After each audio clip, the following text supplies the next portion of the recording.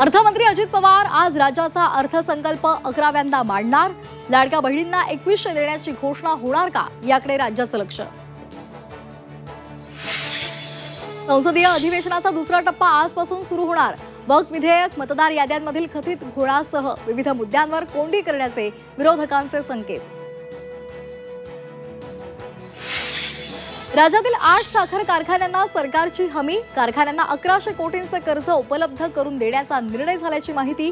8 पैकी 7 कारखाने सत्ताधाऱ्यांशी संबंधित। शक्तीपीठ महामार्गाविरोधात शेतकऱ्यांचा एल्गार, विधान भवनावर 12 मार्चला शेतकऱ्यांचा मोर्चा धडकणार। 12 जिल्ह्यातील शेतकरी मोर्चात सहभागी होणार।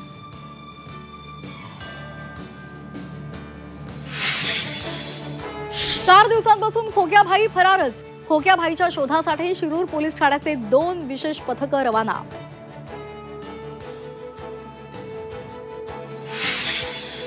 मुंबई, ठाणे, पालघर जिल्ह्यामध्ये उन्हाचा चटका वाढला। मुरबाड सर्वाधिक 42.3 अंश सेल्सिअस तापमानाची नोंद। तर होळी आधीच उष्णतेची दुसरी लाट येणार असल्याचा हवामान विभागाचा अंदाज।